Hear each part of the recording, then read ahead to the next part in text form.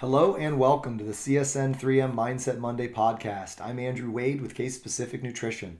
On this channel, we focus on the 3M's: mindsets, myth busting, and mentoring, all as they pertain to health and nutrition.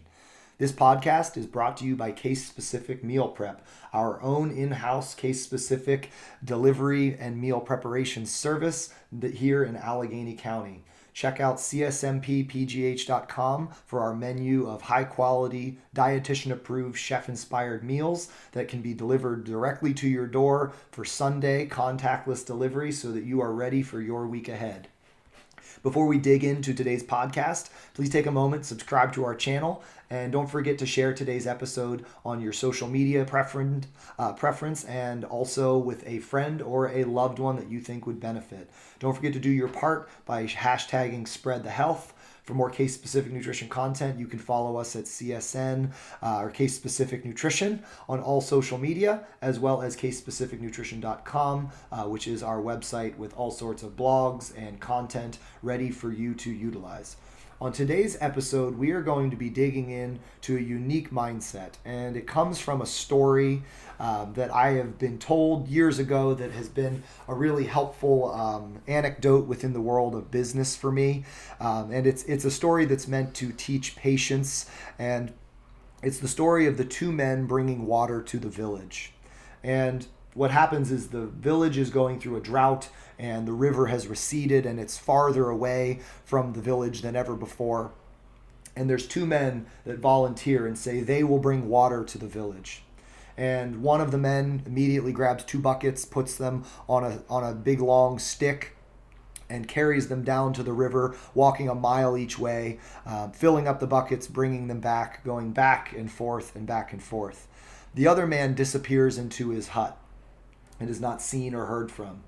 Over the course of the next few days, the man that's taking the water back and forth tirelessly has provided water to family members and friends and children so that people can cook and bathe and drink. And he's immediately received and recognized by his society as being a very, very, a hero, right? All the while, his partner, the one who said that he was also going to help, is nowhere to be seen and has been started to had doubt cast on him, and people are starting to wonder what he's doing and why he's not around and why he's not helping or why he's not affecting change. And over the next 2 weeks, the man walking back and forth starts to grow tired. His knees start to get sore, his ankles start to get sore, his feet are blistered and injured, and his back is really sore from carrying the water. He slowly but surely starts to break down and gets to the point where he's bringing less water back, and he's bringing one bucket instead of two, until he finally gets sick and falls ill, and water is no longer being brought back and forth. And everyone begins to panic and say, "We need you to get better. We need this. We need the water." And as this happens, the other man that had been in his hut, hadn't been seen or heard from, comes out with this new contraption, and he calls it an irrigation system. And he takes this long piece of bamboo that he's been fabricating and creating, and he works its way all the way down to the river and sets it up and allows the water to gently flow from the river back towards some of the basins in the local area where the huts were by. And so not only did he bring water, but he brought water for good. And he created something new that will not only provide water now in the moment in this acute need, but will completely change the way water is sourced for the people forevermore. He's changed the ability to get that water for himself, for his village, and for his children and his grandchildren, and for all people that come after him. This story is about patience, and this story is about trusting a process. The current world of health and wellness is plagued with people that tell you to carry the water jugs and get it done fast.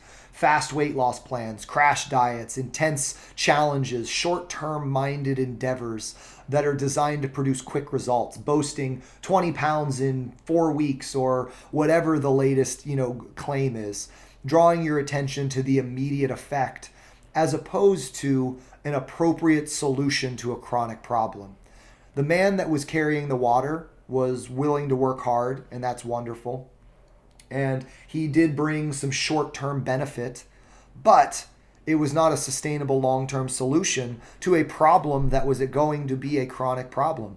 Since the problem was going to remain a problem, it needed a longer solution.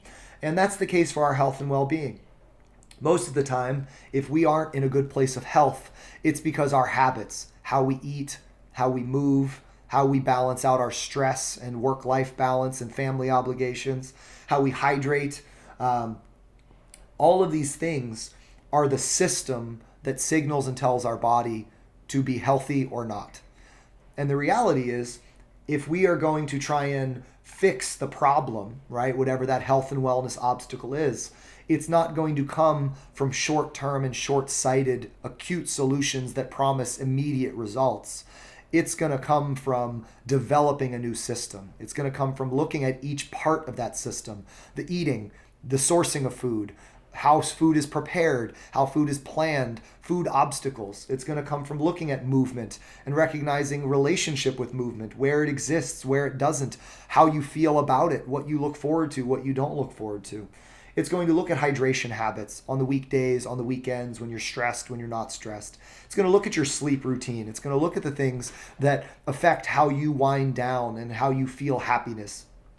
And each aspect of that system is going to be adjusted, nudged, optimized so that the outcome is a better outcome, right? If we get to the point where we adjust and nudge each of those sections of our system, we are going to see that the outcome evolves as an accumulated effort. And so I encourage everybody listening to take a moment and actually think about aspects of their life where they might be the man carrying the water, where their willingness and their their willingness and their pride and their ambition is all at a high, but potentially the outcomes and the effects are more acute and more short-sighted. And encourage you to consider what the long game is. I currently have a client that actually a couple clients, but one in particular that comes to mind, that has been completely changing how she has done her health endeavors. So after years of short-term quick fixes and efforts that were sporadic and spontaneous and at first engaging but eventually draining, we've set in motion a completely different mindset, a different approach, a different view. And as a result, she's started to come from a place of curiosity and a growth mind, and has started to work on the relationship with food and change how she looks at those things and how she prioritizes those things. She's looked at her relationship with activity and is installing activity that is in itself exciting to her and encouraging to her. And slowly but surely, these reductions in stress, these increases in personal care, these overcoming of obstacles within certain areas like struggling with dinners or struggling with lunches and figuring out how to change things so that those individual items become themselves become a good base. What happens is those things accumulate. And while they may not lead to this record-setting weight loss, we have to ask the question, was weight loss speed really the measure that we were trying to use, right? Is that really the outcome we were looking for? Are we looking for health and improvement that we get and we keep and we accumulate? Or are we looking for immediate gratification? And while I understand we live in a society that wants everything now, we also recognize that we also live in a society that tends to change their mind about things every 4 seconds. And so if we're saying that our health is something that needs to be always a priority, then we should probably try and work to temper those immediate needs and instead focus on the long term. And this client that came to mind that I'm speaking to, what's interesting is she's lost weight and gained weight and lost weight and gained weight throughout her life. And this time around, she's not losing dramatically yet, but she's feeling better. Her body's feeling better. Her mind's feeling better. She's not having these negative polarizing back and forth. She's not having these ups and downs. And people outside looking in might think that it's not working. But the reality is right now, she's in the hut and she's building the new system. And the reality is that that new system is already showing signs of being a much more sustainable way of thinking and way of life. And it's going to set it up so that she's going to be able to accumulate things that support her better. And so she's going to come from a place of passion and purpose as opposed to exhaustion. And over time, as the people crash dieting surge their way down and then trend their way back up as they get broken down and beaten mentally and physically, she's going to continue doing what she's doing. And her health journey is going to continue the trend towards just like it has been all along. And just like the tortoise always beats the hare, her lifestyle is going to create the outcome that wins in the end. Because the reality is that if your goal is to be healthier and weight loss is a way that you are measuring that, the rate of the weight loss rarely measures the success. We measure success based on sustainability and based on actual impact and outcome. If you can walk away from a period of focus and you can feel like you've changed things in a way that is permanent, that shows us success. If we've challenged our norms and we've identified things that have set us back or things that we've struggled with, and we can instead now look forward and find ways that we're dealing with those or navigating them better, we've found success. So don't be afraid to be the person that's in their hut working on building a better system. Don't be afraid to partner with a dietitian or a health professional to build that system, and be patient with that system and recognize all the benefits that that system has to offer beyond the immediate delivery of short-term outcome.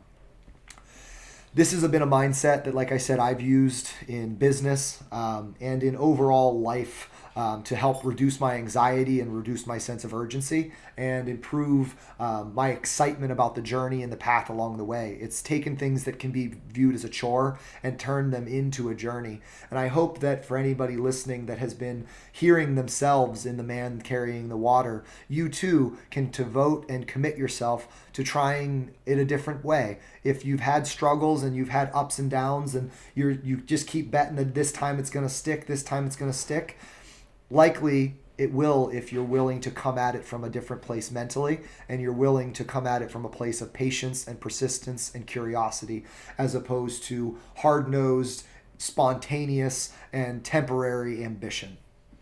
I hope this is a helpful mindset and a fun story. I know, like I said, I've used it over the years for different aspects of my life. As always, thank you again for being part of the CSN community. We will be back next week with another CSN3M Mindset Monday. And until then, be well.